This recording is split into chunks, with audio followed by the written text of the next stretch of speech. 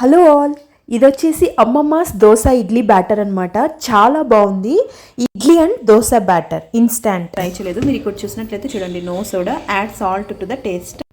మేమైతే ట్రై చేసిండేది KG batter. మనకి అంత థిక్గా ఉండదు, అంత నీళ్ళగా ఉండదు. మనకు మేమైతే 4 మెంబర్స్ కాబట్టి మాకు ఒక 1 టైం టిఫిన్కి అయితే ఫుల్ సఫిషియెంట్గా అవుతుంది.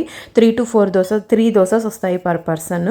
సో మేమైతే మెత్త దోశలు ట్రై చేసాము. మెత్త దోశలు అంటే ఆయిల్ అనేసి పోయడం అనమాట, నీళ్ళగా కలుపుకొని పిండి. సో ఈ దోశలు అయితే చాలా బాగున్నాయి. ఈవెన్ క్రిస్పీ దోశలు కూడా చాలా బాగుంటాయి, ఎందుకంటే ఆ టేస్ట్ అప్పుడే అర్థమవుతుంది. సో ఎవరికన్నా యూజ్ అవుతుందేమో అనేసి నేనైతే ఈ షార్ట్ వీడియో పోస్ట్ చేస్తున్నాను. అమ్మమ్మస్ దోశ ఇడ్లీ బ్యాటరు దాన్ ఐడి పిండి కంటే ఇది చాలా బాగుంది. నేనైతే పల్లీ చట్నీతో ట్రై చేశాము, సూపర్గా ఉంది పల్లీ చట్నీతో. మీకు కూడా ఎవరికైనా కావాలనంటే డెఫినెట్గా ఈ దోశ బ్యాటర్ని అయితే ట్రై చేయండి.